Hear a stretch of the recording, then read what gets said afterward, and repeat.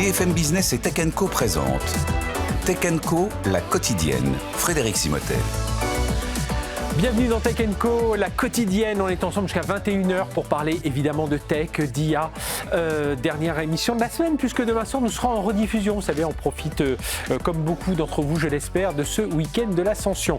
Au sommaire, nous allons parler de Google. Alors hier, on vous avait annoncé plusieurs annonces de Google, notamment autour d'un Google Book qui serait l'après Chromebook avec une certaine intelligence qui s'appelle Gemini Intelligence. On discutera tout ça avec nos débriefeurs. On reviendra aussi sur le procès. Sam Altman se défend, il dézingue, c'est le cas de le dire, Elon Musk justement dans ce procès. On ira un peu dans les coulisses, comprendre ce qui s'y passe. Et puis tiens, ne manquez pas, dernière partie d'émission, Laurent Alexandre, une des grandes gueules de la tech, de la biotechnologie, de la médecine, eh bien il sera là avec son co-auteur Alexandre Tsikopoulos, qui est un jeune, il y a 40 ans d'écart entre les deux. Eh bien justement, ils ont écrit un livre, Vivre 1000 ans. Donc on va parler la mort de la mort et on va voir leur regard à tous les deux, comment ils se voient évoluer dans cet univers de technologie et d'intelligence artificielle. Et Tech & Co, la quotidienne, c'est parti, on est ensemble jusqu'à 21h. Tech & Co, la quotidienne, le débrief de la tech. Voilà, et le débrief de la tech avec nos débriefeurs du soir. Didier Sanz, journaliste. Bonsoir Didier. Bonsoir. Tout va bien, tu as récupéré ta connexion? Oui, c'est bon. C'est bon, on peut démarrer. Avec commencer. Nous également Isabelle Bordry. Bonsoir Isabelle. Bonsoir Frédéric. Fondatrice de Retency qui accompagne les entreprises sur les conseils stratégiques et puis évidemment autour de la technologie, puisqu'il y a quelques années, tu dirigeais Yahoo, donc tu connais bien Yahoo France, tu connais bien tous ces sujets bien entendu. Et puis Alain Goudet. Bonsoir Alain. Bonsoir Frédéric. Merci d'être avec nous, directeur général adjoint de Neoma Business School. On parlait dans le couloir, pour tout vous dire, de comment les étudiants ressentent un peu cette révolution et ça va, ils maîtrisent. Enfin, faut bien les préparer, c'est ça? C'est important de bien les préparer, oui. Alors, on va démarrer avec vous. Alors, hier soir, Léa Benaïm dans son Flash Tech, parce que les nouvelles de Google venaient juste de tomber.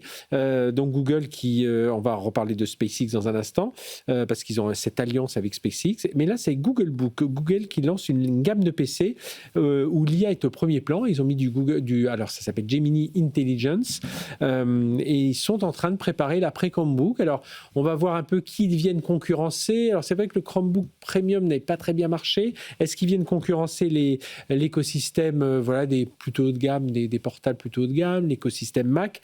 Comment il faut faire ça, Didier? Je sais que tu adores cet univers des PC. Comment tu vois l'arrivée de ces Google Book? Alors j'avais été déjà assez emballé par les premiers Chromebooks parce que je trouvais que le principe était intéressant, c'est-à-dire des ordinateurs ultra légers, ultra simples qui fonctionnaient essentiellement avec des applications web et dont toutes les données étaient centralisées sur le cloud. Je trouvais ça intéressant. En plus, c'était vraiment très bon marché. Là, ils adoptent une position un peu différente. Ils voient l'étape suivante. Donc, ils appellent ça des Google Book parce que dedans, il va y avoir un nouveau système d'exploitation qui est basé essentiellement sur Android. Donc, il va y avoir forcément des interactions avec les Android qu'on connaît sur les smartphones. L'une des fonctions majeures qu'a présenté Google à cette occasion, c'était la possibilité de cloner le téléphone sur son PC Google Book pour avoir accès à son contenu, afficher les applications, les lancer, un peu ce qu'on peut faire maintenant sur Apple avec le système de réplication, de miroir, d'écran, etc. Donc ça c'est bien, mais surtout, comme tu le disais, l'argument premier de ces Chromebooks, c'est l'usage massif de l'intelligence artificielle. Aujourd'hui, ils sont déployés où sur tous les Chromebooks? Les Chromebooks, c'est beaucoup le monde de l'éducation. Oui, c'est ça, c'est beaucoup le monde de l'étudiant, enseignement. Étudiants, enseignement, un peu dans les bureaux, mais c'est vraiment pour faire de la bureautique. C'est pour du montage vidéo, des applications intenses. C'était notre terminal de l'époque, quand on était bien jeune, presque. C'est ça. Voilà. Donc maintenant, ils s'appuient sur l'IA pour créer cette nouvelle génération de PC. Alors, j'insiste 2 minutes sur tu posais la question, est-ce qu'ils vont venir concurrencer les PC haut de gamme? Je pense pas. Voire même les Mac Premium. Ils ont un créneau, il y a une place pour ce type de produit qui est à côté, je dirais, de macOS et de Windows. Et là, en l'occurrence, pour l'utilisation de l'IA, ça va vraiment apporter quelque chose d'un peu novateur. Là, on voit les exemples sur les écrans derrière.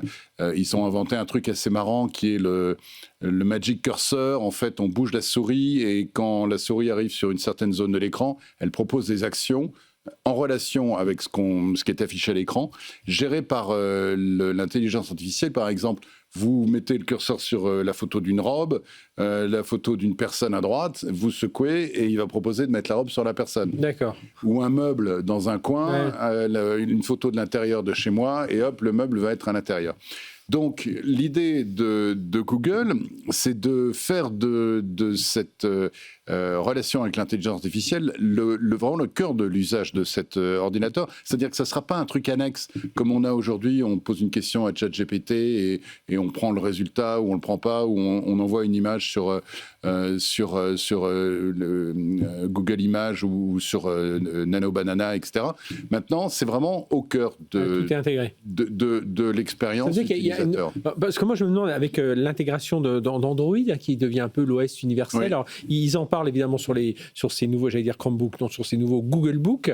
Ils en parlent, alors Samsung Galaxy va sans doute y être, les Pixels, enfin tout ça, on va pouvoir fonctionner tous ensemble. Est-ce que l'enjeu dans tout ça, Isabelle, c'est pas la guerre des systèmes d'exploitation IA, on va dire? En fait, ce qui est vraiment intéressant, et Google le démontre là une fois de plus, c'est comment l'intelligence artificielle crée un élément totalement différenciant sur le marché, et la capacité de Google, à la différence des OpenAI par exemple, de pouvoir intégrer et distribuer leur outil IA dans un maximum de services de la vie quotidienne des gens. Et donc là, de nouveau, avec ce nouvel écran, c'est-à-dire que déjà, lorsque vous êtes sur votre mail, vous pouvez avoir accédé à des services qui sont nativement intégrés avec de l'IA. Lorsque vous êtes bien évidemment sur le moteur de recherche, vous avez des systèmes déjà préétablis, alors moins en France que dans d'autres pays, oui, après, mais vous avez déjà des synthèses qui sont proposées par l'IA. Et là, il rentre dans l'univers de la vie quotidienne avec la création d'un nouveau PC. Où, comme le disait très bien Didier, l'IA est un nouvel outil totalement intégré dans la vie quotidienne. Et la deuxième chose qui est intéressante, c'est qu'il casse ce silo que Apple avait commencé déjà un peu à casser entre votre univers Android, c'est-à-dire votre univers téléphone, qui encore aujourd'hui, pour une majorité de gens, est très différent de l'univers du PC et de son ordinateur. Donc là, en termes d'UX et en termes de service, il casse les silos. Et donc, ces deux avantages... J'ajoute que cette idée de mélanger l'OS du PC et l'OS du portable, c'était une expérience qu'avait tenté Windows. Tu te rappelles Windows 7 ? Oui. Qui était censé être le même système d'exploitation pour les PC et pour les téléphones portables. Ça fait un flop monumental. Oui, c'est ça. Ça a fait un flop monumental, mais l'idée était là, et effectivement, elle a été reprise, des briques du concept ont été reprises à droite à gauche, notamment sur macOS et maintenant sur Google. Voilà, mais je pense que c'est moins abouti que ce que va proposer aujourd'hui. C'est-à-dire, Apple est allé moins loin que ce que va proposer, semble-t-il, alors on n'a pas encore vu les produits, semble-t-il, Google. Et puis après, il y a une autre démarche stratégique qui est intéressante de la part de Google. Google n'est pas dans le hardware. Et là, ils vont quand même dicter de manière extrêmement forte. Ils ont des TPU. Ils commencent petit à petit, mais je ne suis pas sûre qu'ils veulent aller jusqu'au bout. Mais là, par contre, ils vont quand même capter une partie de la valeur ajoutée du hardware parce qu'ils vont dicter à Acer, à Samsung. Alors, il y avait un peu une polémique sur Samsung qui ne faisait pas partie de la liste de leurs partenaires. Un cahier des charges extrêmement strict, et donc il va obliger en fait les constructeurs de hardware de répondre à une problématique très spécifique, et donc de faire des ordinateurs spécifiques pour eux et pour Aluminium OS, qui est ce fameux navigateur. Ils l'ont pas dit, mais bon. Voilà, qui fait ce lien entre votre mobile et votre PC. Donc, ils vont clairement prendre une partie de la valeur captée par les constructeurs de hardware sur ce produit. Alors maintenant, leur premier ordinateur, c'est 25 millions de ventes. Donc, c'est tout petit sur le marché des ordinateurs. Là, c'est un vrai challenge. Ils veulent le positionner plus premium. L'IA, ça coûte cher, donc ils sont obligés effectivement de le positionner plus premium et plus cher. On va voir si ça marche. Et puis, petit coup de pied pour Apple, un petit coup de pied quand même de côté, petit croc en jambe pour Apple, puisqu'ils intègrent Gemini Intelligence, voilà, là où Apple a encore du mal à mettre son Apple Intelligence dans ses équipements. Oui, c'est ce que j'allais dire. En fait, ce que je trouve intéressant dans ce mouvement stratégique, c'est que là où Apple fait du spatial computing, là on pourrait presque dire ils font du cognitive computing, en allant sur le terrain de finalement l'IA va être au cœur du dispositif et de la relation humain-machine. Et du coup, ils vont explorer en fait cette démarche d'avoir un outil à la fois très polyvalent, c'est-à-dire la capacité de passer du smartphone à l'ordinateur et de revenir, etc. Mais en plus, avec un relationnel et le rapport humain-machine qui est très particulier, puisque il le dope quand même très fortement à l'IA, avec des interactions assez étonnantes quand même, et qui vont être assez nouvelles. L'autre signal qui est assez intéressant, pour le coup, je pense que Google se renforce en fait justement dans la stratégie autour du hardware. Tu citais les TPU. Je ne suis pas certain qu'ils vont rester si timides que ça autour des TPU. Des composants plutôt dédiés à l'inférence. Et qui permet justement de l'inférence en local, qui est quand même un point de force de toute la stratégie Apple Silicon, donc de toutes les puces. D'ailleurs, ils avaient dit qu'ils avaient entraîné, que Google Gemini, les bons résultats qui étaient à l'époque, quand ils l'ont sorti il y a quelques mois, c'était sur du TPU. Sur leur propre hardware. TPU Google. Absolument, effectivement. Ils investissent sur les semi-conducteurs, mais ils n'ont pas encore investi sur du hardware grand public. Ouais. Mais effectivement, leur clé de différenciation est une des clés de la capacité, de la rapidité de Gemini, c'est clairement ces semi-conducteurs. Et puis le cloud derrière. Et la force du côté cloud, data centralisée déjà, et ce qui du coup est aussi possiblement une faiblesse, parce qu'une fois que tu embarques l'IA au cœur de l'interaction humain-machine, et que tu deviens effectivement une espèce de moteur à anticiper le besoin dans le cadre de l'interface de ce que l'utilisateur veut, tu as quand même un vrai sujet qui est la confiance accordée par l'utilisateur sur le traitement non plus de ces données entre guillemets déclaratives, mais de ces données comportementales. Et là, ça devient un sujet quand même un peu... Ils ont donné une date de disponibilité ? Oui, je l'avais noté. C'est fin d'année, je crois. Oui, fin d'année. C'est pour Noël, les ventes de Noël. Mais c'est intéressant cette idée de Google est actuellement l'opérateur qui a le plus de données utilisateurs en sa possession, raison pour laquelle... Pardon ? De très très loin. Voilà, raison pour laquelle son IA est l'une des plus performantes, parce qu'elle est parfaitement entraînée à partir de données très, très larges. Multilingues, enfin voilà. Là, t'imagines tout ce qu'ils vont récupérer avec ça ? C'est-à-dire qu'ils vont avoir non seulement les usages de l'ordinateur, mais la manière dont les gens utilisent l'ordinateur, ce qui va pouvoir servir à faire un apprentissage de leur IA et en plus à optimiser toutes les applications qu'ils vont proposer. C'est une arme absolument incroyable. On a notre Français qui est très fort là-dedans, Jonathan Cherki, là, comment s'appelle son entreprise ? Square, Fine Square. Content Square. Content Square, voilà. Alors c'est différent. Content Square, c'est l'analytics sur les sites. Mais ça suit un peu. Mais il l'a en silo, c'est-à-dire qu'il n'a pas une vision transversale. Là, il y a tout. Là, c'est une vision transversale. Et alors après, il y a un autre point aussi qui est intéressant, c'est la navigation à la voix. Alors, ils en ont parlé, 2026, en fait. On dit à l'oreillette, voilà. Ils en ont parlé dans les descriptifs, etc. Et ça, j'y crois beaucoup. Alors, Siri avait montré beaucoup de difficultés dans sa mise en place, même si ça s'améliore aujourd'hui. Et là, ils expliquent qu'effectivement, avec la voix, on pourra demander, par exemple, la création d'un widget directement sur cette nouvelle interface. Parce qu'on n'a pas, c'est vrai qu'on n'a pas parlé de la voix, mais c'est vrai que parler à son ordinateur, déjà maintenant toucher l'écran, c'est vrai qu'on s'y habitue. Donc avec Apple, on a appris à toucher son écran, ce qui était quand même une révolution en termes d'UX. Et effectivement, cette interaction à la voix, on l'attend depuis longtemps. Et on va voir ce que Google nous propose avec cette nouvelle ce qui peut marcher. Ils ont un des meilleurs modèles multimodal aujourd'hui. Ils ont fait les annonces là, je crois que c'était hier ou quelque chose comme ça, où ils disent, clairement, on a une convergence multimodale sur les modèles IA. Et on voit aussi d'ailleurs que tous les acteurs finalement de la tech sont en train de réfléchir à l'après-smartphone, l'après-ordinateur, avec de nouvelles formes finalement d'interaction et où l'IA jouera un rôle majeur. Et donc là, l'exemple qui était donné, c'est la création de widgets, c'est-à-dire de raccourcis pour les gens un peu plus âgés comme moi, directement sur son bureau, où on peut dire, crée-moi un raccourci ou un accès direct de mon bureau pour suivre ma livraison.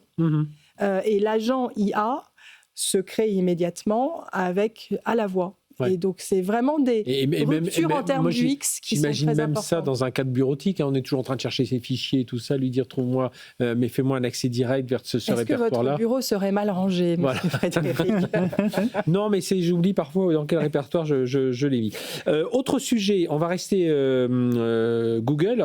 Alors, c'est de savoir, est-ce que le futur de l'IA sera dans l'espace.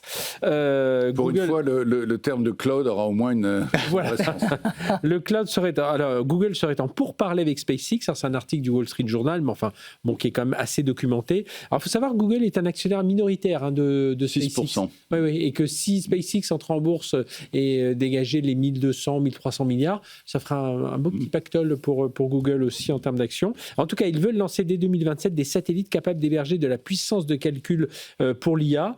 Alors c'est contourner les limites énergétiques, il y a pas mal de choses, pourquoi pas en cyber aussi. Le cloud spatial, il faut y croire. Alain, je démarre avec toi. Alors, oui, je crois qu'on est dans une période où, en tout cas, il faut se poser la question. Voilà, c'est une idée qui commence à cheminer. Non, mais il faut se poser la question. Il y a quand même un vrai sujet sur l'histoire du cloud spatial, et notamment pour venir nourrir, justement, et entraîner les modèles IA, etc. Aujourd'hui, le facteur limitant de l'IA, c'est l'électricité. Du coup, c'est la capacité à avoir finalement de l'énergie électrique un peu meilleur marché. Alors, ça ne veut pas dire que le spatial résout tout. Ça résout une partie de l'équation, mais pas la totalité, parce que les conditions dans l'espace sont un peu plus complexes que sur Terre. Oui, parce qu'on parle de évidemment la température ambiante, mais il y a du rayonnement. Il y a du rayonnement qui peut griller les circuits électriques. Je veux dire, c'est pas si simple que ça. Après, il y a un autre sujet aussi qui est la problématique de refroidissement. Et en fait, si tu veux, quand tu cumules les deux, quand tu regardes aujourd'hui les problématique sur les data centers, c'est qu'en fait, c'est assez politiquement incorrect de construire un data center. Parce que tu as la problématique justement de rareté de l'eau. Et finalement, le spatial apparaît comme un territoire à explorer parce que malgré les défis techniques qui restent, qu'on n'a pas résolus du tout, c'est quand même un territoire sur lequel ça pourrait faire sens parce qu'au moins politiquement, c'est un peu plus simple à gérer finalement dans la création. En basse orbite, on est à 600 km, donc on est... Ouais. Là, c'est pas et après, si loin. L'alliance avec SpaceX fait sens parce qu'aujourd'hui, quand tu regardes en termes de capacité de maintenance d'un certain nombre de dispositifs en grand nombre en orbite, c'est un peu les seuls qui savent le faire. Oui, le partenariat, juste pour rappeler, le partenariat, d'après ce que j'ai compris, il porte uniquement sur le lanceur. Pas du tout sur le partage de ressources ou quoi que ce soit. Google, pour l'instant, il veut lancer des satellites capables d'héberger de la puissance de calcul de l'IA. Donc, ils auront leur propre truc indépendamment de ce que fait SpaceX de son côté. SpaceX qui a d'ailleurs signé avec Anthropic il y a quelques semaines. Oui, c'est pour ça que ça peut bouger. Mais...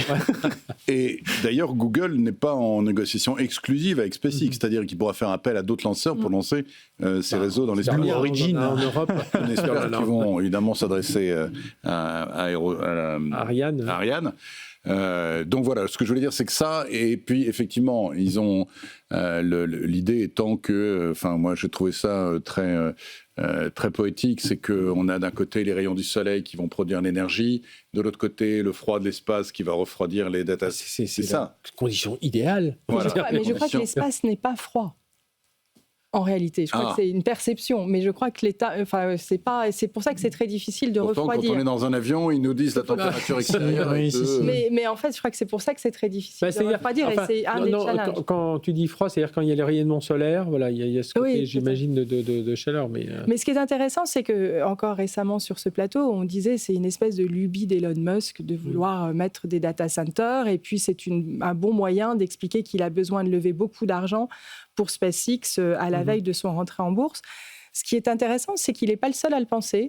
Et Sundar Pichai, même s'il y a 6% d'actions, mais ils ont tous des actions partagées, Sundar Pichai, en fait, il réfléchit depuis, semble-t-il, un certain temps. Ils ont des POC, c'est-à-dire des premiers essais qui sont prévus, avec une société qui s'appelait Planet Lab, et les difficultés à résoudre, c'est effectivement la maintenance, parce que même si c'est à 600 km, ça paraît pas très loin sur la Terre, mais il faut y aller, donc changer un disque, c'est un peu compliqué. Donc il y a effectivement la maintenance, la résistance de l'électronique, s'il y a des tempêtes, je sais pas, voilà, une grande complexité. Non, puis il y a les déchets dans l'espace aussi les déchets dans l'espace où ils peuvent avoir des chocs, etc. Mais il semblerait, et c'est ce qu'a l'air de dire Musk, et c'est ce qu'a l'air aussi de dire Sundar Pichai, que au global, le coût pourrait être compétitif par rapport aux investissements nécessaires sur la Terre. connaissant effectivement les contraintes, notamment énergétiques. Oui. Alors, cela dit, il y a quelques années, on parlait beaucoup de la fusion, c'est-à-dire une énergie à prix zéro. Ça veut peut-être dire qu'effectivement, c'est moins avancé que ce que l'on pouvait dire il y a 1 an et demi ou 2 ans sur ces projets-là. En tous les cas, la quête de l'énergie et le pouvoir accéder à l'énergie, ce que va proposer Musk, est une vraie source de pouvoir. Ouais. Ça, est-ce que Google... Oui, il y a des histoires d'énergie, il y a l'histoire de latence aussi, parce que, alors je disais, c'est 100 km, bon, les liens satellites, on voit quand même que ça s'est considérablement amélioré.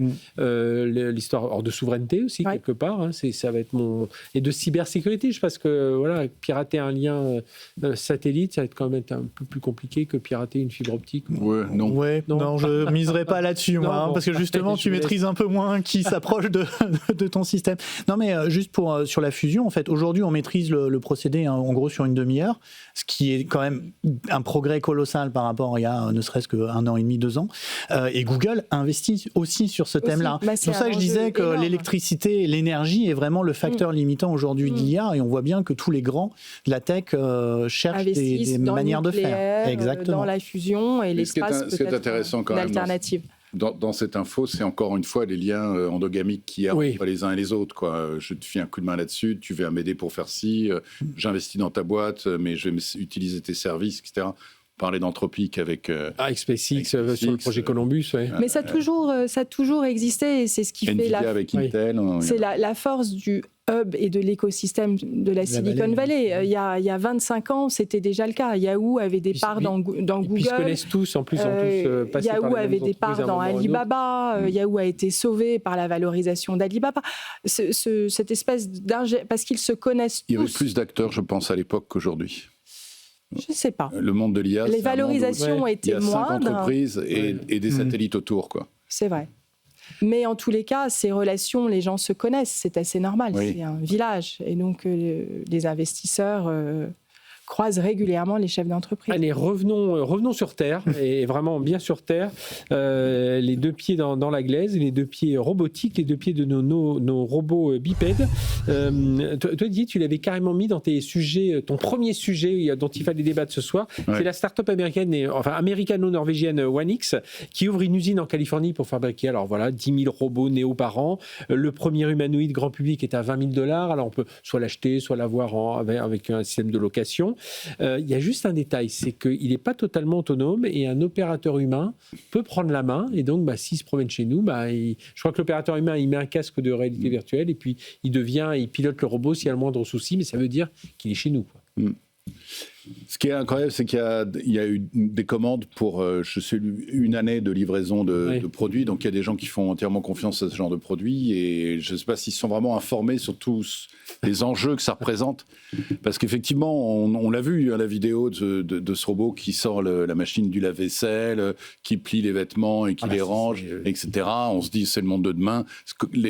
Ça me fait penser à la science-fiction qu'on voyait dans les années 50 avec ces paysages idylliques, ces voitures volantes, etc.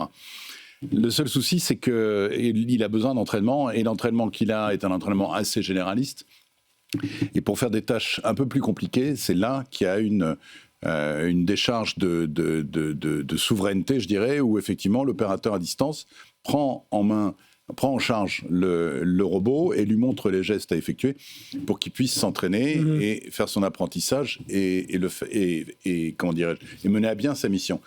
Maintenant, ça veut dire quoi ? Ça veut dire qu'il regarde tout ce qui se passe chez vous, que même si... Il cartographie la maison, déjà. Il cartographie la maison, il voit les personnes qui sont là, il peut en déduire des informations sur la richesse du foyer, sur le nombre d'enfants à charge, sur les tendances politiques, artistiques, en fonction de ce qu'il voit, etc. Il y a plein de choses derrière qui arrivent. Alors, la boîte en question dit, nous, OneX, on floute on floute les personnes, on donne un cadre horaire, on crée des zones, des no-go zones pour éviter que Mais c'est pas comme ça que ça se passe, parce qu'on sait très bien comment ça va marcher. N'importe quel pirate va rentrer dedans et va avoir toutes les informations possibles, imaginables. Souvenons-nous, il y a quelques semaines, on recevait ici un pirate qui avait piraté des aspirateurs de robots. Donc il y a eu ce précédent-là. Maintenant, vous imaginez, avec un produit comme ça, il aura accès à tout ce qui se passe dans la maison, même peut-être le code de l'alarme qu'il aura vu quelqu'un effectuer. Et puis, il n'y a pas que ça. Il y a aussi que va faire cette entreprise des données qu'ils vont récolter. Ils vont forcément les monétiser à un moment ou à un autre. Et puis tout ce qui est l'aspect judiciaire, il peut y avoir des abus. On l'a déjà vu, aucun régime n'est à l'abri d'un changement brutal de politique. Et tout d'un coup, le robot devient le gardien de la maison. Et ils vont demander à accéder à toutes les informations. Imagine en période de confinement, en disant « Ah non, on ne sort pas ». Se met devant toi. Isabelle. Oui. Alors moi, je suis vraiment, et c'est d'ailleurs la mission de Retency, de protéger la donnée personnelle. Donc je suis extrêmement attentive à ça. Cela dit, dans ce cas-là, et pour avoir vu des gens qui ont perdu leur autonomie, et c'est là où on va, c'est-à-dire que la démographie aujourd'hui des pays occidentaux est en baisse, on va avoir de plus en plus de gens qui ont eu des pertes d'autonomie. Même la Chine, et il y a de moins en moins de jeunes pompiers qui sont là 24/24 pour venir soulever la vieille dame, s'assurer qu'elle n'est pas tombée, là, etc. Tu parles de choses avec des bonnes intentions. Est-ce que tu crois une seule minute que les gens qui ont créé ça ont des bonnes intentions ? Je n'en sais rien. La seule chose que je dis, c'est qu'aujourd'hui, lorsque vous faites venir quelqu'un pour aider quelqu'un qui est dans la difficulté et qui n'est pas autonome, vous n'avez pas forcément son casier judiciaire non plus. Donc le problème existe, quoi qu'il arrive. C'est-à-dire qu'aujourd'hui, on est face à une perte d'autonomie d'une partie de la population de plus en plus grande. Que la personne soit chez vous et abuse de vous, et on l'a vu encore récemment avec des histoires d'Orpea, etc., qu'elle abuse de cette perte d'autonomie, qu'elle soit directement chez vous ou par l'interface d'un robot, les deux sont extrêmement compliqués. Mais la chose qui est sûre, c'est qu'aujourd'hui, on va plus, ou dans les 10 prochaines années, on n'aura plus suffisamment de bras humains qui vont en plus coûter de plus en plus cher pour faire face à la vieillesse de la population. Alors, sauf si Laurent Alexandre trouve un système pour que l'on vieillisse tous extrêmement bien et sans perte d'autonomie, je pense que ces sujets-là sont vraiment à regarder avec attention. Avec, bien évidemment, toutes les barrières qu'il faut mettre sur la qualité des gens qui sont derrière les écrans, etc. Mais à un moment donné, ça va devenir indispensable. Alors, il y avait des Japonais qui avaient effectivement eu ces idées les premiers, parce que c'est les Coréens, parce que c'est un peuple et les Chinois s'y mettent, parce que aussi c'est la démographie en Chine est en train de chuter. Ils seront 700 millions, je crois, dans quelques années. Donc tous ces pays, enfin tous les pays occidentaux et maintenant asiatiques, et plus uniquement le Japon, sont confrontés à cette perte d'autonomie. Et donc il y a un moment donné où il va falloir trouver des systèmes. Est-ce que c'est vivre ensemble ? Est-ce que c'est vivre avec un robot, etc. Mais c'est absolument... C'est pas ce que montre cette entreprise qui vise clairement un public plutôt fortuné. Ah bah là, on voit des seniors. Fortunés, mais seniors. Accessoirement, Alain. Alors, moi, le sujet de la robotique humanoïde et du maintien à domicile, c'était un de mes sujets de recherche en 2016. Tout ça pour dire qu'il y a mine de rien en 10 ans des progrès quand même extrêmement importants, puisqu'à l'époque c'était avec Aldebaran Robotics, un projet qui s'appelait Roméo, qui était une espèce d'armoire à glace de 250 kilos. Qui ne pouvait pas marcher. J'ai eu l'occasion. Effectivement, on était très très loin de tout ça, et je me suis retrouvé face à face avec cette espèce de mastodonte, et on voit quand même mine de rien les énormes progrès techniques qui ont été réalisés sur une échelle de 10 ans. Parce que c'est 40 ou 50 mécanismes à l'intérieur de ces robots. C'est d'une complexité colossale. Mine de rien, j'ai pas eu le temps de regarder quelle est la durée d'autonomie en termes d'énergie électrique, on y revient, de ce dispositif. Moi, les robots humanoïdes, j'ai pas regardé celui-là, mais j'avais vu plutôt de l'ordre de 20-30 minutes. C'est encore assez light en termes de capacité. Enfin, la promesse est un peu trop élevée par rapport à la réalité de ce que j'ai vu. Après, il y a le vrai sujet de l'acceptation et de l'acceptabilité en fait du produit. À l'époque, quand j'avais interrogé des personnes âgées, en gros, ils m'expliquaient non mais moi, un robot humanoïde, jamais de la vie. Parce que le jour où j'achète un produit de ce type-là, ça veut dire que je reconnais moi-même ma propre dépendance. Et ça, c'est en fait un geste extrêmement compliqué pour les personnes, justement, qui sont sur la voie de se retrouver sur la dépendance. Et on voit bien que du coup, c'est plutôt je repousse. Donc, est-ce que réellement les personnes âgées vont être la cible acheteuse du produit? Surtout quand on n'a pas été, on parlait du Japon, nous on n'a pas trop été, en Occident, on n'a pas été élevé là-dedans, les Japonais peut-être un peu plus. C'est pas du tout notre culture. Et après, moi je rejoins effectivement le point de la problématique de la donnée. Enfin, le truc, c'est que là, ça me rappelle, tu sais, un peu les Waymo qui sont quand même conduits à distance par des humains. On fait croire que l'IA, la machine aujourd'hui, c'est un truc magique, mais on oublie de dire que les modèles de génération de texte sont quand même pré-entraînés par des humains, dans des conditions qui sont pas forcément dingues. Là, on a des opérateurs qui peuvent prendre la main, c'est pareil sur les voitures, etc. Donc, il y a quand même tout un narratif autour de la technologie qui a finalement, pour le coup, pas trop changé en 10 ans. Mais il y a une réalité qui est effectivement un vrai point d'interrogation. Et effectivement, je crois que le vrai danger, c'est qu'on fait rentrer aujourd'hui des dispositifs dont on ne maîtrise quand même franchement plus rien en termes de sécurité. Bon, voilà, c'était un sujet en tout cas intéressant. Voilà, on est au tout début de tout ça, mais on voit $20 000. Je ne dirais pas que c'est abordable, mais pour certains foyers, $20 000, oui, c'est le prix d'une petite automobile, donc pourquoi pas s'offrir ça, il faudra regarder. C'est beaucoup plus que les 2 millions d'il y a 10 ans. Il faut que ça marche plus d'une demi-heure, quand même. Oui, quand même. Oui. Parce que la vitesse de vider le lave-vaisselle, c'est la vitesse d'un ado, à peu près une demi-heure. Allez, on marque une courte pause. On se retrouve avec nos 3 débriefeurs, Didier Sanz, Alain Goudet, Isabelle Bordry, dans un instant. On va parler notamment du procès entre Sam Altman et Elon Musk. Ça commence à se battre sérieusement sur ce procès. On parlera aussi de pourquoi, hier on vous disait que Jensen Huang ne serait pas du voyage avec Donald Trump pour aller voir Xi Jinping, et finalement, hop, il a eu un strapontin dans l'avion, comme par hasard. Voilà, on parlera de tout ça. Allez, restez avec nous. On est encore ensemble pendant une bonne heure sur BFM Business. Tech & Co, la quotidienne sur BFM Business. Tech & Co, la quotidienne, le débrief de la tech. Allez, débrief de la tech, c'est reparti pendant une bonne demi-heure et ensuite on retrouvera Laurent Alexandre avec son co-auteur Alexandre Tsikopoulos. 40 ans les séparent, je le précise parce que justement c'est important dans ce livre. Vivre 1000 ans quand l'IA règne et la mort recule, rêve ou cauchemar. On en parle avec nos amis tout à l'heure. Mais pour l'instant, on est sur notre débrief avec Didier Sanz, journaliste, Alain Goudet, directeur général adjoint de Neoma Business School, et Isabelle Bordry, fondatrice de Retency. Un mot sur le grand règlement de compte de la tech qui continue devant les tribunaux. 3e semaine du procès qui oppose Elon Musk à Sam Altman, avec un moment très attendu hier soir, la comparution du patron d'OpenAI. Et forcément, sa version des faits est très différente de celle d'Elon Musk. On écoute ce qu'en a dit ce matin Anthony Morel et on revient en plateau. Et vous allez voir, ça a pas mal dézingué.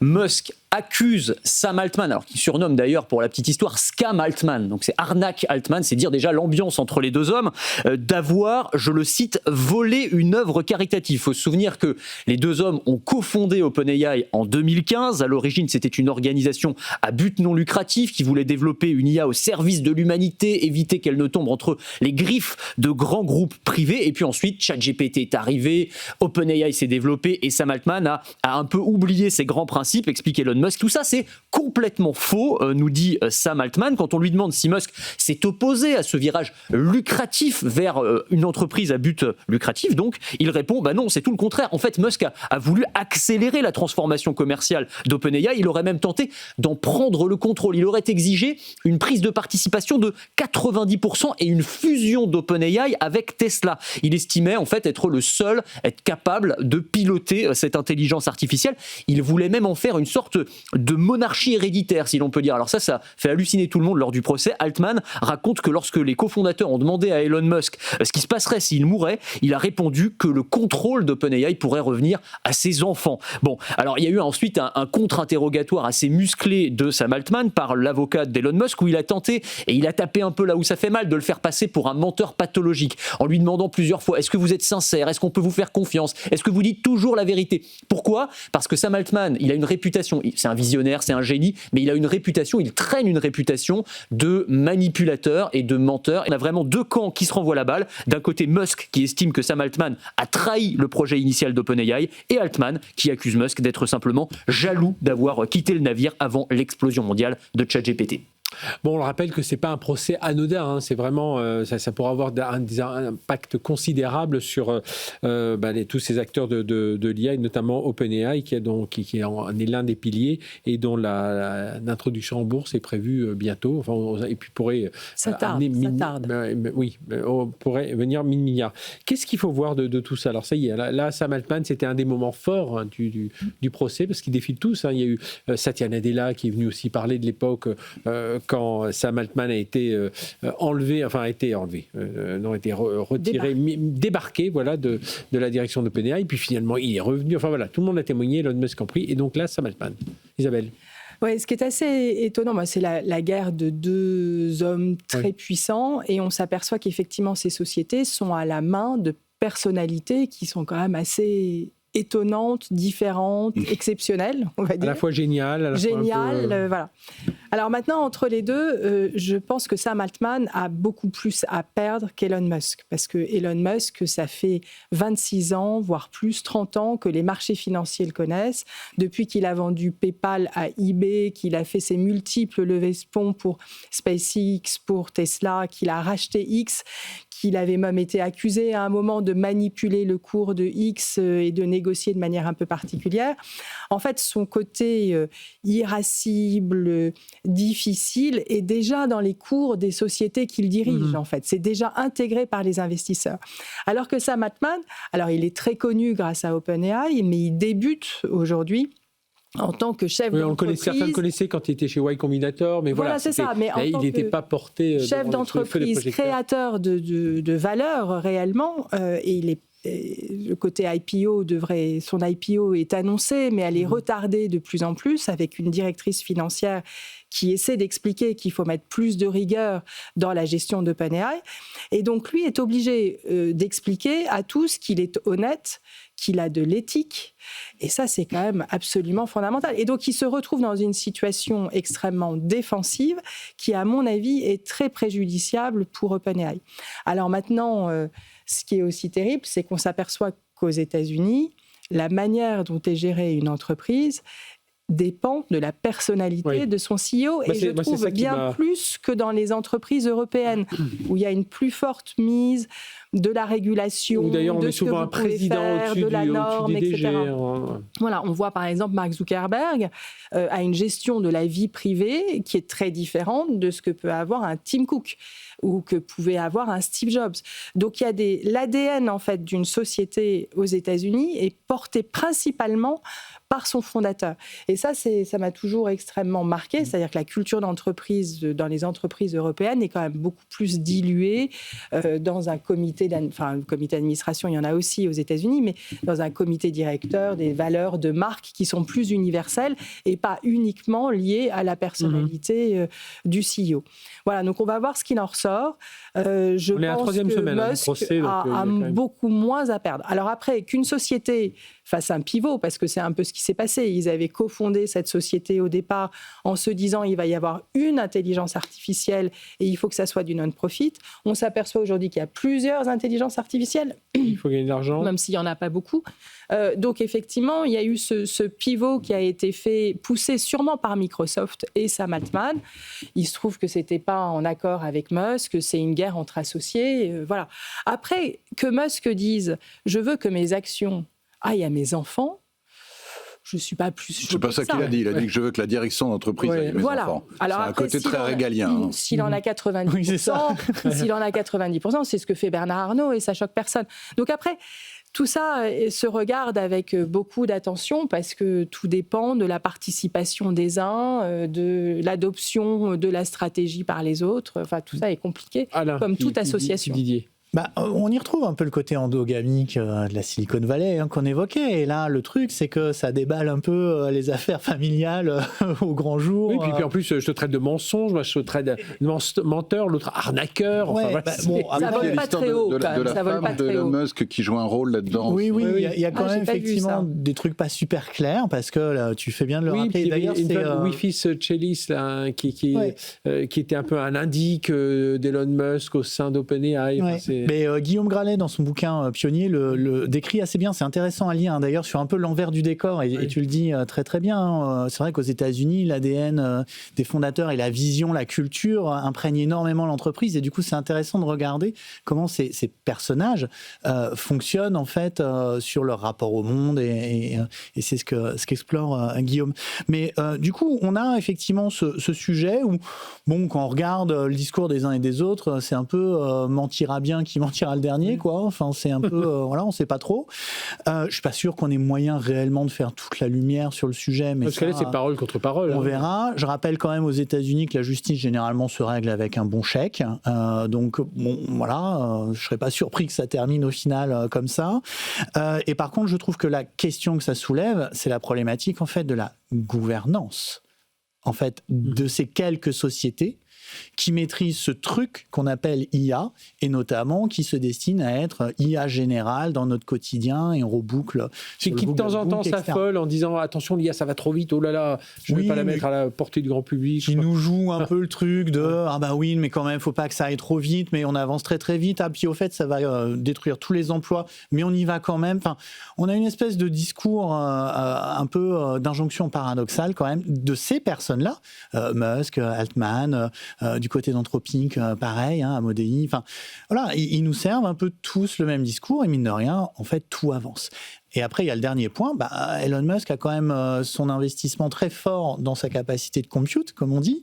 Mais du coup, avec un Grok qui a un peu du mal à décoller, oui, qui est très très loin derrière. On l'a appris. Hein, on en a débattu là, lundi soir, comme quoi Grok était bien derrière les OpenAI. Et oui, donc du coup, tout ce qui peut être bon pour freiner le leader peut être intéressant à regarder. Et après, effectivement, où se joue où est le pouvoir, en fait. Est-ce que le pouvoir est vraiment dans l'outil et dans l'entraînement ? Est-ce que le pouvoir est sur la maîtrise de l'énergie ? Est-ce que le pouvoir, c'est sur les lanceurs qui vont permettre d'avoir l'énergie du soleil ?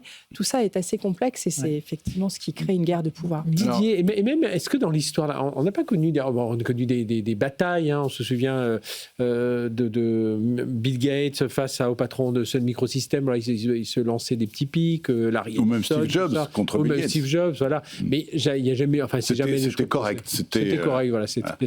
Non, ce qui est intéressant dans ce process, c'est qu'on en apprend beaucoup sur Sam Altman. Effectivement, comme le disait Isabelle tout à l'heure, c'est une personnalité qu'on connaît assez peu finalement. Et on découvre un personnage manipulateur, menteur, qui cherche à tout pour obtenir gain de cause. Rappelez-vous, en 2023, on était sur ce plateau pour en parler, on venait d'apprendre qu'il a été débarqué effectivement d'OpenAI, on se demandait pourquoi, qu'est-ce qui s'est passé. Il y a eu un putsch à l'intérieur de cette boîte. Heureusement, 2 jours plus tard ou 3 jours plus tard, les choses sont entrées dans l'ordre. Et on a grâce à Satya Nadella. Voilà. On a le fin mot de l'histoire, parce que le type est insupportable, apparemment. Même ses collaborateurs sont venus en disant Sam Altman, il n'est pas facile à jouer tous les jours. Et en plus, il monte certains collaborateurs les uns contre les autres. Il dit une chose à l'un alors qu'il a dit le contraire à l'autre, etc. Bref. On découvre. C'est ce qu'on a. Enfin, de gens plus privés. Alors, ils m'ont raconté que des gens qui travaillaient avec lui disaient que voilà, parfois on divisait pour mieux régner, mais voilà, c'est un management un peu toxique. Voilà, donc on découvre cet aspect de Sam Altman à qui on donnerait le bon Dieu à son confession. Il a une bonne tête, il est gentil, il a l'air toujours un peu étonné, un peu timide, etc. Bon, méfiez-vous, on ne juge pas un livre par sa couverture, comme dirait l'autre. Et à côté, on a le personnage d'Elon Musk qui joue son rôle, c'est-à-dire une espèce d'éléphant dans un magasin de porcelaine où il arrive pour tout casser et où il explique que seule sa vérité compte, même si les avocats lui disent que sa vérité n'est pas forcément la vérité qu'on attend dans ce genre de tribunal. Et notamment, on découvre qu'il a manifestement souhaité prendre le contrôle d'OpenAI, que ça ne s'est pas passé et que du coup, il en conçoit un certain ressentiment. Alors, souvenons-nous qu'à une époque, il avait aussi, quand on avait parlé d'Apple, la succession de Tim Cook, il avait proposé... Enfin, il se dit, on n'a jamais eu la preuve de tout ça. D'ailleurs, ça m'étonne parce qu'il l'aurait écrit sinon. Ouais. Il l'aurait publié sur X. Parce qu'on soupçonne qu'il aurait dit à Tim Cook, allez, tu rachètes Tesla et puis moi je deviens le patron d'Apple. Comme le disait bien Isabelle tout à l'heure, en fait, qui a gagné quelque chose dans cette affaire ? Aucun des deux. Il y en a peut-être un qui a plus à perdre. Quoique Elon Musk, lui, on connaît le personnage, on sait que c'est un taré, que bon, il prend des décisions un peu à l'emporte-pièce, mais il a des réussites quand même au compteur. Non, mais c'est pas la question. C'est le fait est qu'il se fiche complètement de sa réputation. Ça fait des années qu'il mène la direction de différentes entreprises. N'oublions pas qu'il y a encore un an, il était dans la politique et il était en train de massacrer à la l'administration Trump. Donc lui, il s'en fiche complètement de sa réputation. On sait que c'est un personnage extrême, parfois un peu loufoque, mais encore une fois, il s'en fiche. Alors que Sam Altman, effectivement, le problème, c'est qu'on découvre la personnalité de ce bonhomme. Et à quelques mois... C'est peut-être lui qui a un peu plus à perdre. C'est lui qui a tout à perdre, parce qu'à quelques mois, effectivement, d'entrée en bourse, ça va créer une mauvaise image sur sa boîte, et du coup, les investisseurs vont être un peu plus timides à lui faire confiance, parce qu'ils découvrent, encore une fois, quelqu'un qui est manipulateur et menteur. Ouais. Oui, c'est ça. En fait, le point clé et le point faible, c'est absolument celui-là. C'est-à-dire la capacité, absolument, la capacité de Sam Altman à pouvoir entraîner une équipe pour innover, renouveler et créer de la valeur. Aujourd'hui, Musk, il est absolument un tyran, mais Steve Jobs l'était aussi, Bill Gates était aussi pas très agréable. Donc, le fait que vous soyez pas très agréable n'est pas un sujet. Par contre, votre capacité à faire travailler les gens ensemble, à trouver les bons, à les motiver, ça c'est un élément clé pour les investisseurs. Et en plus, moi je trouve qu'à les trouver au bon moment, je trouve que Musk, il a une des capacités, c'est, on dit oui, là, il jette des gens comme des mouchoirs, oui, mais il dit à un moment, tiens, là, il faut que je franchisse, un cap supplémentaire, il va trouver les talents, et il va virer cela, même si celui-là l'a aidé, il va les séduire pendant un certain temps, absolument. Et là, la capacité, Sam Altman, il n'a pas encore vraiment créé de valeur. Alors un peu, oui, bien sûr, mais pour l'instant, c'est que il a créé un standard, déjà. Il a créé un standard, voilà. Mais par rapport à ce qu'a fait Elon Musk, ça n'a rien à voir. Et donc, pour les investisseurs et l'entrée en bourse, je pense que ce sujet, et c'est pour ça qu'il est très couvert par la presse américaine et par les médias du monde entier, c'est le fait que l'IPO arrive, ou devrait arriver, ou n'arrivera peut-être jamais. Moi, à mon avis, il n'arrivera pas. Milliards de dollars quand même, on n'est pas... Oui, mais ça va attendre les résultats du procès. C'est fiblant, cette histoire. C'est ça, alors que l'IPO de SpaceX à 1750 milliards de dollars, là, par contre, c'est quelque chose qui existe, il y a des premiers rapports qui sont faits, etc. Donc, voilà, je pense que pour OpenAI, moi, je pense que OpenAI, c'est un peu le Netscape des années 2000. On verra s'il arrive à s'en sortir. Je pense que c'est encore un coup négatif pour cette équipe qui pourtant a fait un produit assez exceptionnel. Je rebondis là-dessus parce qu'effectivement, le fait est qu'en ce moment, OpenAI va mal. Bien sûr. Rappelez-vous, ils sont en retard sur les modèles on a parlé de faillite. De langage. On n'est pas jusque-là, mais quand même. Ils perdent des sous énormes. Ils sont en retard sur leur modèle de codage, etc. Ils se sont pris les pieds dans l'histoire du marché du Pentagone en prenant la place tout de suite, en se précipitant pour prendre la place d'Anthropic, qui refusait pour des raisons éthiques de participer à ces opérations. Bref, ils avaient déjà une image qui était bien écornée, et là, je pense que ça va encore les plomber. Et puis même si Fujifilm est venue, malheureusement, elle a dû se mettre un peu en retrait pour des raisons de santé, mais elle est venue un peu remettre un peu d'ordre. Mais on l'a bien vu. Remise en ordre, c'est de dire, bon les gars, la récréation est finie, on va arrêter Sora grand public, il y a des choses qui sont lancées un peu à la va-vite, on va quand même se concentrer sur ce qui doit rapporter de l'argent. On sent bien qu'elle a dû découvrir un peu que le management était un peu particulier et la gestion aussi. Je voudrais qu'on passe à un autre sujet. On va rester dans les personnalités. Vous savez que, je pense que ça ne nous a pas échappé que Donald Trump a atterri il y a quelques heures en Chine pour rencontrer Xi Jinping.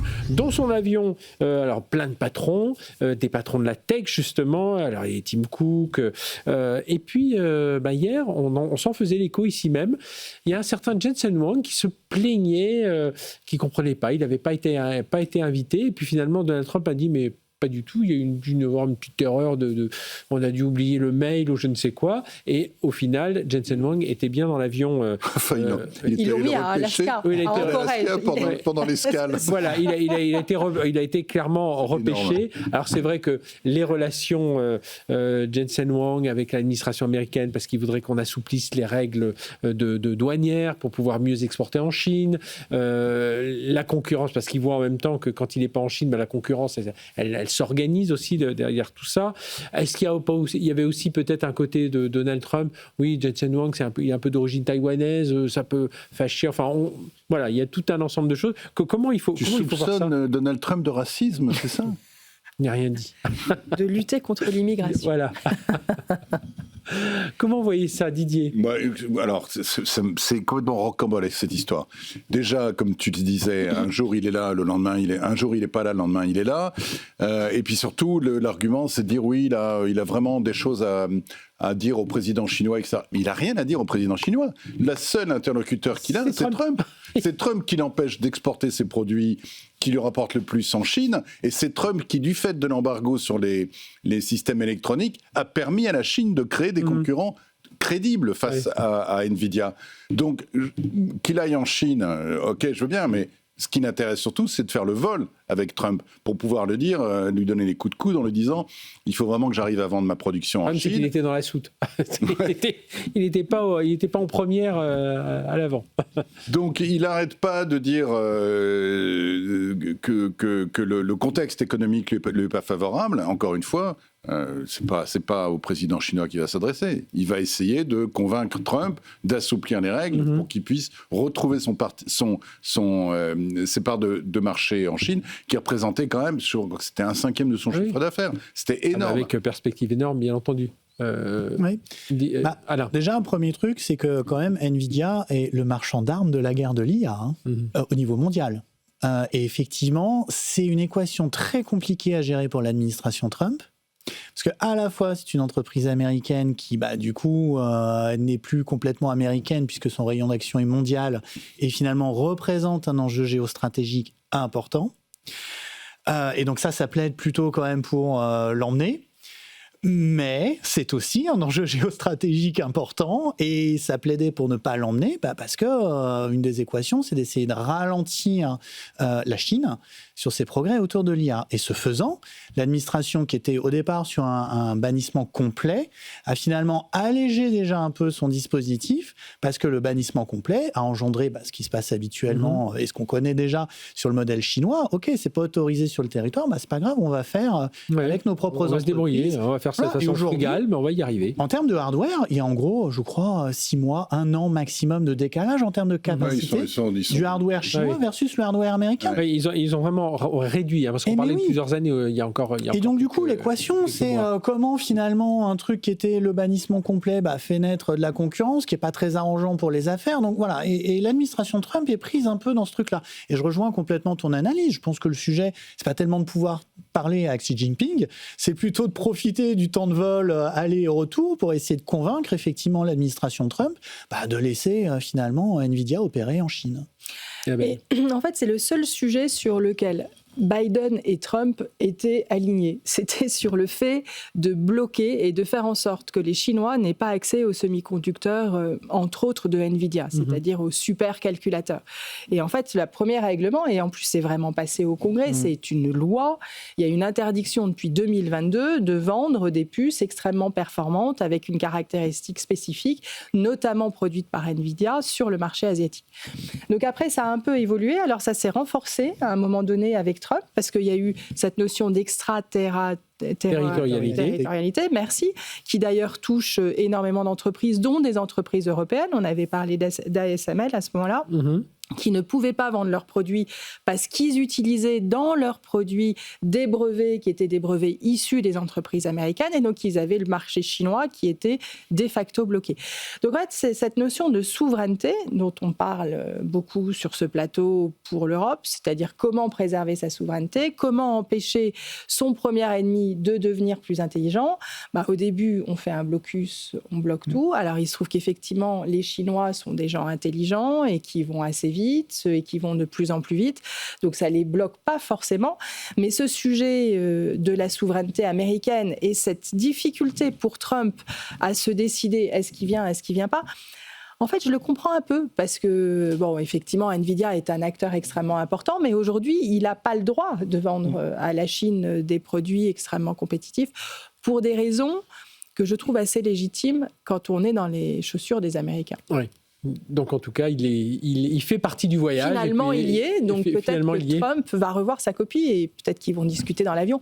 Ils ont eu 2 heures de moins parce qu'il a pris son avion à Anchorage. Non, après, c'est vrai que ce que disait Didier, c'est rocambolesque. C'est assez rocambolesque. Si, on l'avait bien invité, alors que hier, il le disait, non, j'ai pas... Enfin, dans son entourage, il dit qu'il n'avait pas été invité, mais lui disait très, très politiquement, mais si on fait appel à moi, je serais ravi un prochain voyage de mais faire partie. C'est peut-être grâce à ce buzz qu'il a été finalement. C'est ce qui se dit. Il se dit que Trump a été très surpris par le buzz de dire il n'y a pas de Jensen Huang dans l'avion. Mais cela étant, ce que tu disais tout à l'heure n'est peut-être pas n'est peut-être pas malvenu, c'est-à-dire que le fait qu'il soit d'origine taïwanaise explique peut-être que Trump a eu peur que ça effraie ses interlocuteurs chinois. Je sais qu'il y a un ou deux conseillers qui lui disent attention, c'est un Taïwanais. Ça réagit un peu comme ça, à mon avis. Hein. Oui, je pense qu'ils ont pas vraiment assez basique parfois. Voilà, de notions sophistiquées de la géopolitique, mais le problème, c'est que cet aréopage de PDG qui part en direction de la Chine, ça fait quand même un peu néocolonialisme sans aucun recul. Il y a un truc qui étonne tout le monde, c'est que dans le vol, dans les personnes de la délégation, il n'y a aucun spécialiste de la Chine. Oui. Il n'y a même pas un universitaire ou quelqu'un qui leur dirait attention les usages ceci ou les machins cela, etc. Rien. Ils viennent pour faire du business. Oui, bien sûr, mais Tim Cook connaît parfaitement la Chine. Oui, mais c'est pas lui qui va donner des conseils, tu vois, de géopolitique. Non, mais ça, bien sûr que pour la géopolitique, il y a les conseillers de Trump. Mais enfin, aujourd'hui, quand on voit le poids de ces grands CEO ils connaissent en Chine, l'aspect économique, tu vois ce que je veux dire. Et donc, si tu veux vraiment faire des relations durables entre un pays et un autre, il faut aller un peu plus loin que le seul bien sûr, mais chaque président part en général, et Macron le fait aussi, et tout le monde le fait, part avec des acteurs économiques. Et des universitaires.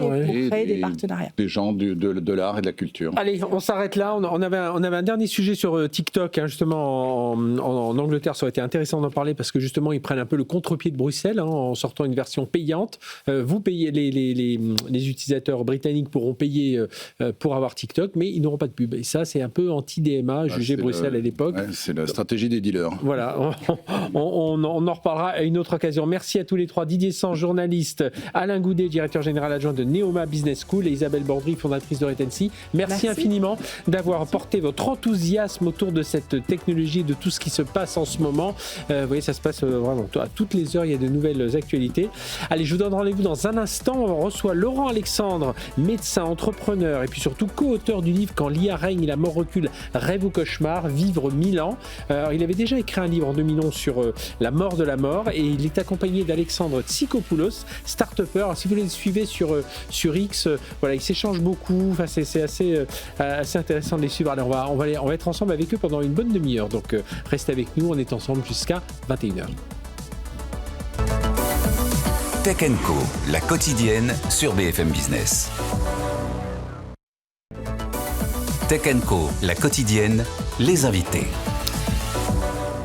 Voilà, pour ceux qui doivent partir en week-end, attendez un peu, je vous promets une demi-heure très animée avec nos deux invités qui nous font le plaisir d'être avec nous. Laurent Alexandre, bonjour Laurent. Bonjour. Bonsoir, merci d'être avec nous, médecin, entrepreneur, et puis donc co-auteur, alors plusieurs livres, hein, je crois, c'est le combienième celui-ci ? C'est le 13e. 13e livre, et d'ailleurs il y en avait déjà eu un, La mort de la mort, hein, parce qu'on va revenir dessus, et donc merci d'être avec nous. Ce livre s'appelle Vivre 1000 ans, aux éditions Bucher-Chastel, il sera en vente à partir du 14 mai. C'est bien ça. Et il a été coécrit justement avec Alexandre Tsikopoulos. Bonsoir. Bonsoir. Alexandre, merci d'être avec nous. Start-upper, c'est comme ça qu'on peut... Voilà, et donc co-auteur de ce livre.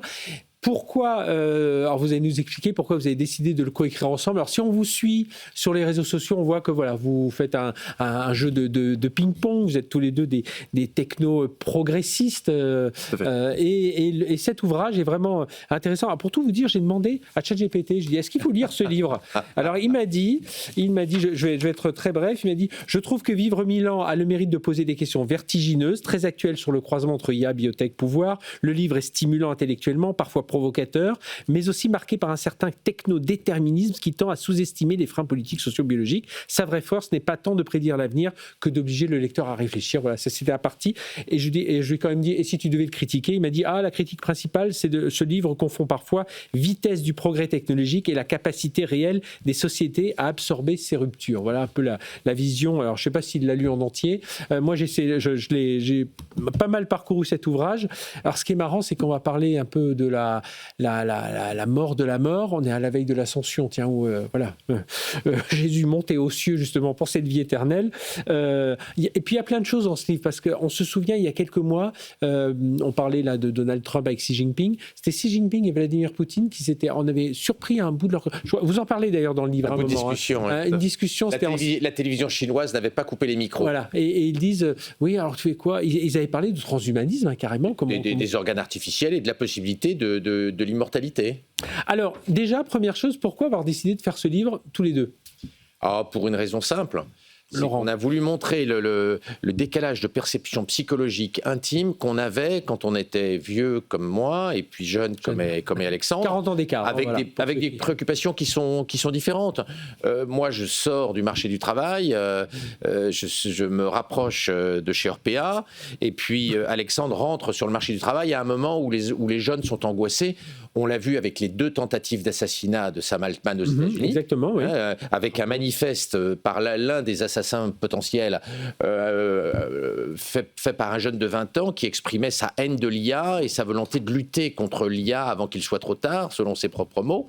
Et puis on voit dans les sondages qui sont sortis, le Gallup de mars dernier, où la génération d'Alexandre exprime sa peur, son angoisse, sa colère contre l'IA, avec des pourcentages qui ont beaucoup augmenté. Sur un an, l'angoisse et la colère des jeunes Américains face à l'IA a pris 14 points. Oui. La jeune génération a vraiment peur aujourd'hui d'être déstabilisée sur le marché du travail.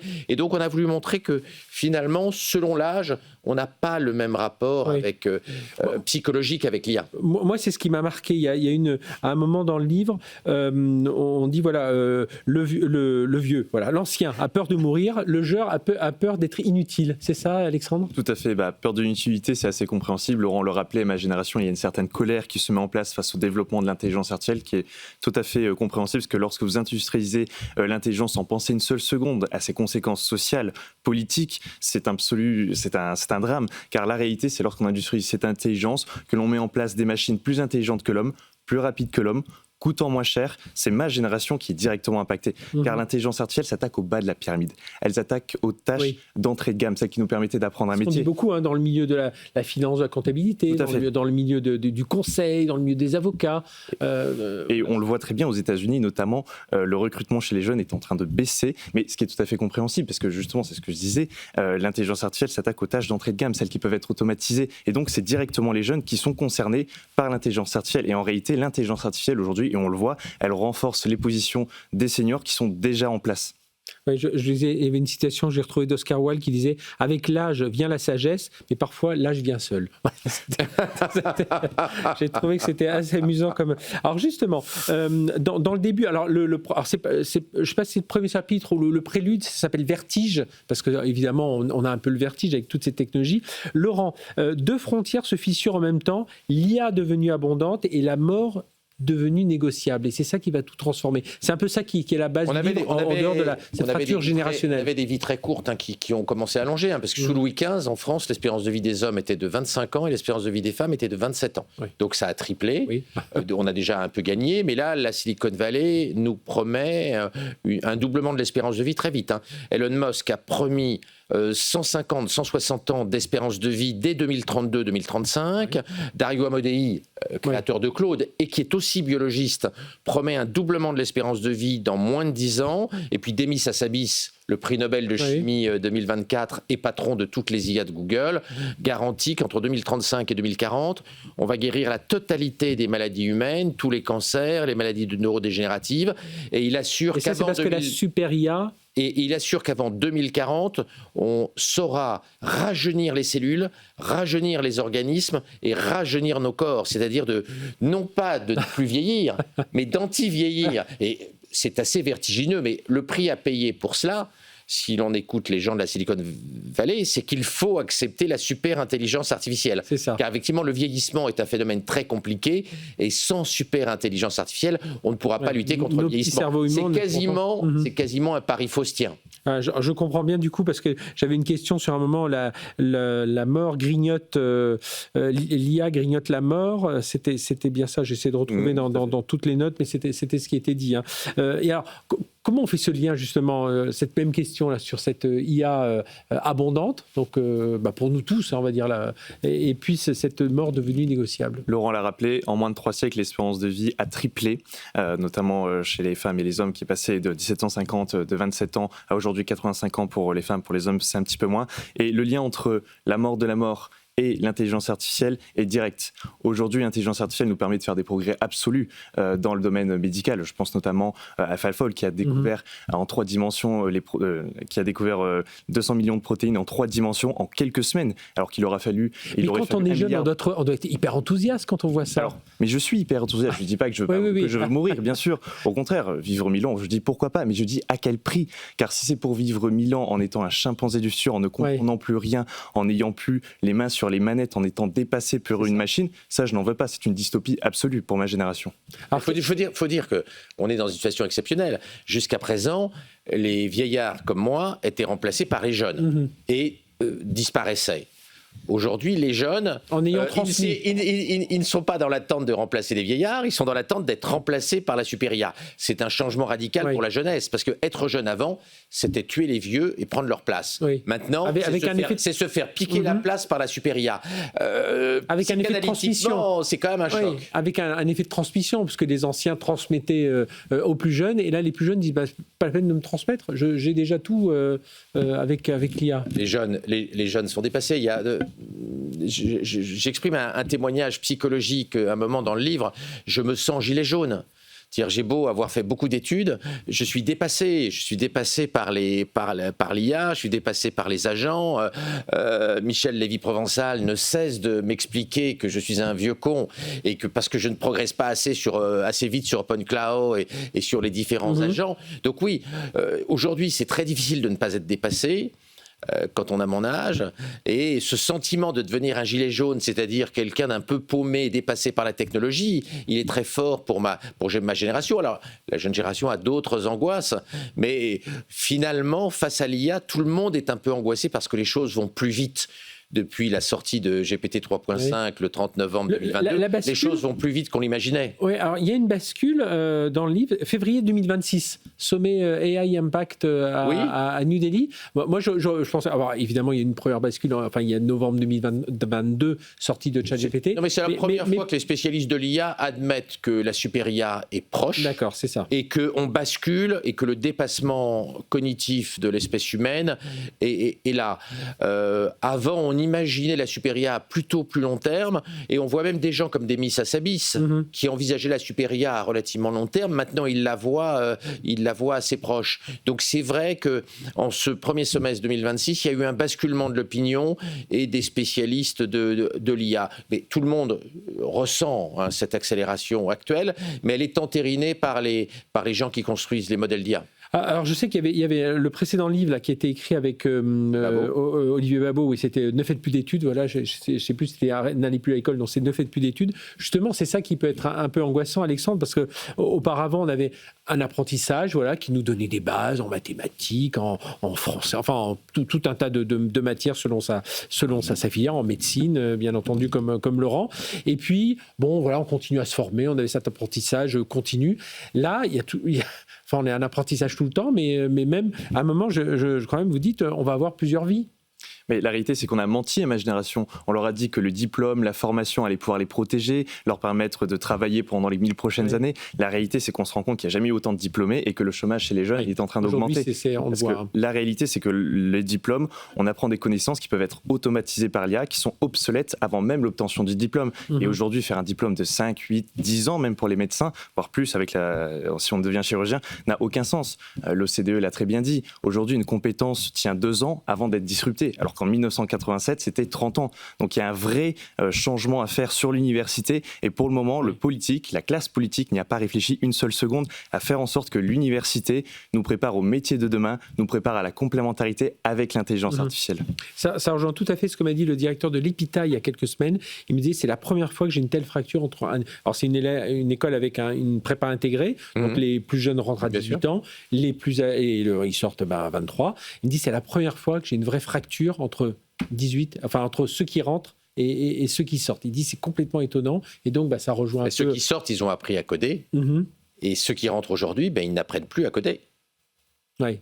D'ailleurs, Arthur Mensch, qui était entendu hier par les députés, il a dit ses craintes sur l'emploi. beaucoup de craintes pour la première fois. Et il disait, vous savez, même chez nous, les gens ne codent plus, ils sont orchestrateurs d'agents, ces agents qui codent, donc il faut apprendre à faire ça. Donc individuellement, il gagne beaucoup de temps. Après, en équipe, il faut. Mais il a exprimé vraiment ses craintes sur l'emploi. C'est vrai que c'est ce qui est dit à un moment, ça va étudier 15 ans pour un métier qui peut être disloqué par l'IA.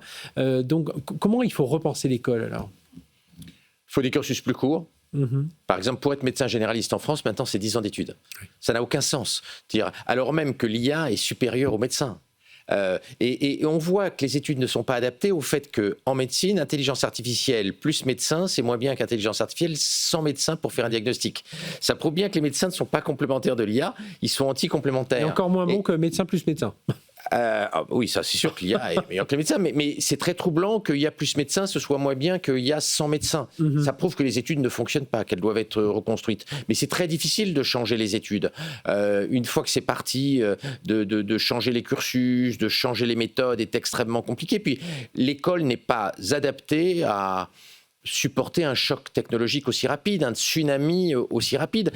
On change les programmes très lentement à l'université, on change les méthodes très lentement, ça prend des années, des décennies. Et là, on se retrouve en quelques années à avoir une obsolescence des méthodes et puis une obsolescence des métiers auxquels l'université préparait. Donc c'est ça, hein, ce livre, c'est de dire vivre 1000 ans, donc la mort, enfin on recule au maximum la mort, mais pour faire quoi ? Et c'est là où on interroge les jeunes en disant, oui, moi je suis d'accord, vivre... si je peux vivre en pleine forme jusqu'à 160 ans, voire plus, super, mais pour faire quoi ? C'est ça la grande inquiétude. Bien sûr, et puis il y a un autre risque, non seulement de déclassement face à l'intelligence artificielle, mais aussi de déclassement face aux humains qui seront sélectionnés et neuro-augmentés. Parce que la sélection embryonnaire, c'est pas de la science-fiction. Ça existe depuis 2024 avec Heliospec Genomics, c'était la première entreprise sur le marché qui propose pour à peu près $50,000 de sélectionner le meilleur embryon avec le meilleur QI, la meilleure forme physique, enlever toutes les maladies génétiques. Et ça a commencé d'ailleurs. Bienvenue à Gattaca. Hein, mais c'est exactement ça. On y est et c'est parfaitement autorisé aux États-Unis. D'ailleurs, la revue Science avait démontré que 38% des Américains se disaient prêts à faire de la sélection embryonnaire sur leurs propres enfants. Pour qu'ils soient plus intelligents. Mais ça veut dire que nos dirigeants, ils n'ont pas pris la mesure de tout cela, même s'ils sont alertés. Nos dirigeants, ils ne viennent pas de la tech, ils ne s'intéressent pas à la tech, ils n'utilisent pas la tech. Une grosse partie des dirigeants politiques, il y a quelques exceptions heureuses, mais elles sont rares, n'utilisent pas ChatGPT, n'utilisent pas Claude, ne connaissent pas les outils, ils ne s'intéressent pas beaucoup à l'IT, pas beaucoup à l'informatique, donc ils n'ont pas vu arriver les enjeux. Et puis, il faut dire la vérité, les politiciens... raisonnent plus sur leur réélection que sur la France de 2050. C'est la raison pour laquelle on a pris tant de retard sur autant de chantiers, y compris un chantier qui intéresse beaucoup les jeunes, qui est le chantier de la retraite et le chantier de la réforme de l'enseignement. Ah oui, et puis même nous, moi je relisais dans les médias le rapport du député Lalonde là, sur le France Télé. On se rend compte qu'il n'y a pas du tout, on se projette pas, on est juste sur là aujourd'hui, telle chaîne doit racheter telle chaîne, enfin on est dans des petits pansements peut-être, en plus il y a beaucoup d'idéologie, mais derrière on n'est pas en train de réfléchir à justement comment les jeunes s'informent aujourd'hui, et là il y a cette réflexion qui n'existe pas. Du coup, comment on réagit? Parce que c'est bien, parce que quand on suit toutes ces actualités, on retrouve dans le livre plein de choses dont on parle assez régulièrement. C'est le Alexander Wang, donc le patron recruté par Mark Zuckerberg, qui disait moi je veux pas d'enfants parce que non, je veux pas d'enfants. J'attends que les technologies d'augmentation soient au point. Alexander Wang qui a vendu Skyline à Mark Zuckerberg pour $14,3 milliards, qui est le plus jeune autodidacte de l'histoire de l'humanité, milliardaire. Il a déclaré effectivement l'été dernier qu'il ne souhaitait pas avoir d'enfants pour le moment, tant que les technologies de neuro-augmentation, donc qui permettent d'augmenter les capacités cérébrales des enfants, ne soient pas opérationnelles. C'est grâce à l'entreprise de Neuralink, en fait, on mettra des puces directement. Et du coup, ils pensent qu'aujourd'hui, faire des enfants, c'est les vouer à les envoyer directement au revenu universel, car ils seront non complémentaires de l'intelligence artificielle. Oui. C'est pourquoi ils préconisent d'attendre que ces technologies soient au point, avec la sélection embryonnaire, pour faire des enfants. Et ça, du coup, ça vous interpelle, Alexandre? Ça m'interpelle totalement. Ouais. Ma génération doit se poser, pour la première fois dans l'histoire de l'humanité, la question, faut-il faire des enfants aujourd'hui, leur donner le maximum d'amour, d'éducation, de cadre, ou alors leur donner le meilleur score, ce qui pose des problèmes moraux absolus sur ma génération. Il faut repenser complètement le sens collectif aussi, Laurent, parce que Bien sûr. Ouais. Comme le dit Geoffrey Hinton, le prix Nobel de physique pour avoir inventé les réseaux de neurones profonds, nous ne sommes plus l'espèce la plus intelligente sur Terre, nous sommes la deuxième espèce la plus intelligente sur Terre. C'est un changement civilisationnel, mais aussi un changement anthropologique. Donc là, on a des questions politiques, civilisationnelles et puis anthropologiques absolument profondes. Et le sens de l'humanité va être bouleversé. D'ailleurs, derrière, il y a un autre débat que vous connaissez bien, c'est qu'aux États-Unis, il y a des transhumanismes, il y a aussi des posthumanistes. Notamment, les dirigeants de Google pensent que l'espèce humaine a perdu la bataille et qu'il va falloir laisser la place à l'intelligence artificielle parce que le cerveau est complètement has-been. Et ça, c'est bouleversant. Hein. D'ailleurs, le biographe de Isaacson, le biographe d'Elon Musk, a très bien décrit comment les dirigeants de Google et Musk se sont fâchés là-dessus, parce qu'à l'époque, Musk voulait sauver le cerveau humain, c'est pour ça qu'il a créé Neuralink pour augmenter le cerveau humain, alors que les dirigeants de Google lui disaient « mais non, c'est foutu, la bataille entre l'IA et le cerveau humain est terminée, il faut qu'on laisse la place ». C'est-à-dire que finalement, dans la vision de beaucoup de gens dans la Silicon Valley, l'IA n'est pas un outil. C'est notre successeur. Non, et quand on entend ces discours sur l'homme augmenté, voilà, alors aujourd'hui, dans beaucoup d'entreprises, on entend ça justement. Ah oui, l'IA, ça va permettre d'augmenter nos employés. Ça, c'est un discours très, très court-termiste, quoi. C'est un poncif mensonger. C'est-à-dire qu'en réalité, il y a beaucoup de gens qui ne vont pas être augmentés par l'IA. Et comme le Wall Street Journal le disait très bien il y a quelques jours, on voit que l'IA augmente les écarts entre les gens les plus doués, les plus intelligents, et puis les gens qui ont moins de facilité. C'est-à-dire, en fait, l'IA est une machine à augmenter les bons et une machine à envoyer les mauvais dans la poussière. Donc l'IA n'est pas une machine qui réduit les inégalités, contrairement à ce qu'on a pu espérer. C'est une machine qui augmente les inégalités entre ceux qui maîtrisent les agents, qui savent orchestrer les agents, et puis ceux qui ne vont pas savoir, sachant que le principal métier au XXIe siècle, ça va devenir l'orchestration des intelligences artificielles et des agents, mais ça va être un métier très compliqué. Oui, compliqué. Et puis même dans les entreprises, hein, je parlais l'autre jour, je me disais, tiens, dans une banque comme BNP Paribas, il y a 200 000 personnes. S'ils se mettent tous à avoir ne serait-ce que 10 agents par personne, ça fait 2 millions de personnes à gérer. Et puis comment ça se passe quand la personne s'en va avec ses agents Dans une banque que je ne citerai pas, récemment, on vient d'interdire l'utilisation de l'IA pour faire les comptes rendus d'une réunion. Parce que les syndicats ont peur que ça supprime beaucoup d'emplois, parce qu'une bonne partie des gens dans les banques, ils passent leur journée à faire des réunions et à faire des comptes rendus de réunions. L'IA fait ça en quelques secondes. Donc ce serait un drame en termes d'emploi si on autorisait ce genre de technologie dans les banques.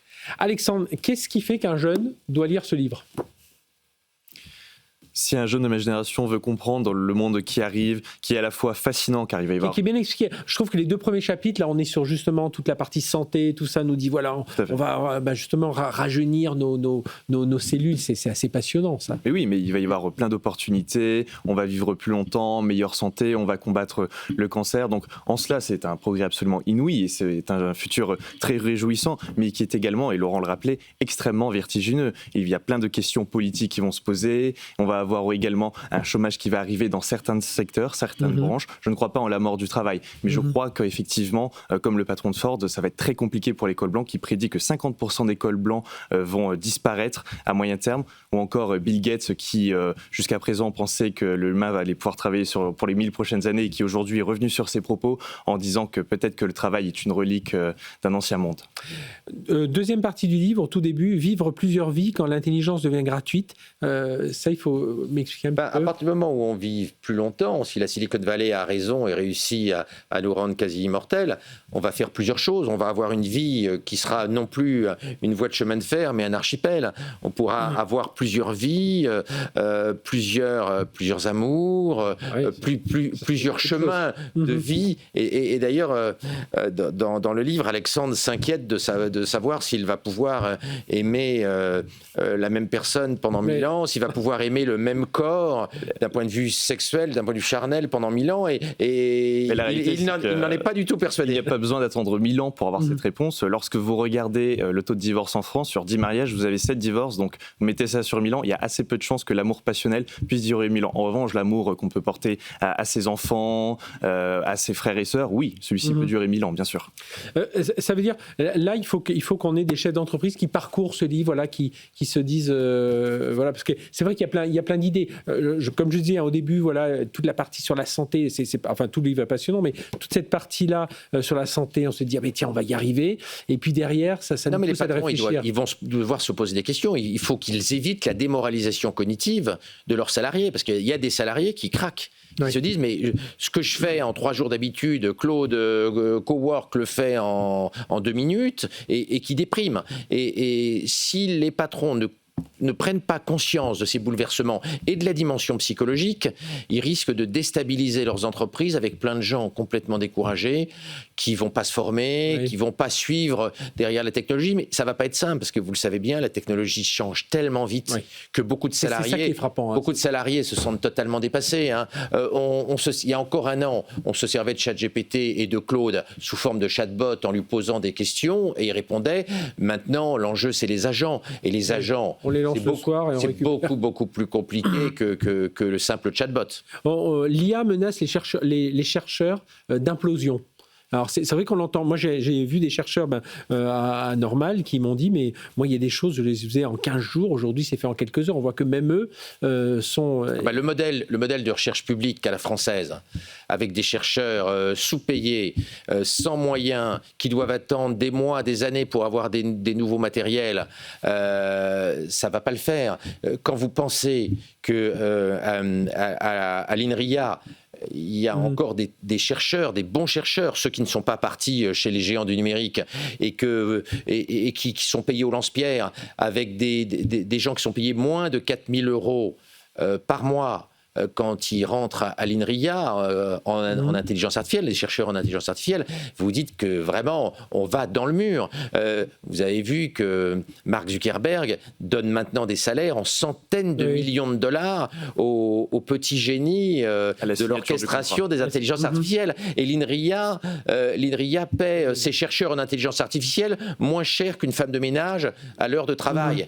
Ça n'est pas possible. Donc la recherche n'est pas adaptée à ce tsunami technologique, et là-dessus, l'État a vraiment tort de laisser pourrir la recherche publique au lieu de la moderniser et de changer bien évidemment la grille salariale des chercheurs qui sont en France totalement maltraités par rapport à ce qu'on leur donne en Californie. Alexandre, justement, voilà, comment on peut sauver l'humain, justement, quand on est jeune? Comment on se projette Déjà, avoir une classe politique qui commence à s'interroger, est-ce qu'il faut autoriser la sélection embryonnaire, qu'est-ce qu'il faut faire pour justement pouvoir être complémentaire de l'intelligence artificielle, car ça va être le véritable enjeu du 21e siècle pour ma génération. Comment être complémentaire de l'intelligence artificielle, comment ne pas finir au revenu universel, comment avoir une place professionnelle face aussi aux générations qui vont être augmentées et sélectionnées. Ça, c'est la vraie question, il me semble, pour ma génération. Messieurs, je vous remercie. Laurent Alexandre Sikopoulos, Vivre 1000 ans. Je vous le conseille, vraiment. Ça se lit, en plus, ça se parcourt assez vite, il faut le dire. Enfin, voilà, quand on est passionné de ces technos, on lit, on tourne les pages à la vitesse d'une série Netflix, vous voyez. Et je trouve que voilà, il y a toute la partie vraiment vivre 1000 ans, comment on va travailler pour réduire, se rajeunir nos cellules, et puis toute cette partie qui interroge justement sur l'avenir du travail, l'avenir de notre société. Donc c'est vraiment merci de nous avoir nous faire part de vos réflexions à tous les deux. On peut continuer bien entendu à suivre vos échanges sur les réseaux sociaux. Voilà, donc aux éditions, je le rappelle, Bûcher-Chastel, en vente à partir du 14 mai. Certainement. C'est d'ailleurs demain. Oui, déjà, c'est vrai. C'est vrai, c'est demain. J'avais l'impression qu'on était déjà très loin de tout ça. Non, c'est demain. Merci à tous les deux, merci de nous avoir suivis. On se retrouve la semaine prochaine, puisque demain soir, on sera en rediffusion. On est quelques-uns, prend quelques longs week-ends. Merci de nous avoir suivis. Et puis, bien entendu, retrouvez-nous sur les meilleures plateformes, les YouTube, les podcasts, les replays. Excellente soirée sur BFM Business. Tech & Co, la quotidienne sur BFM Business.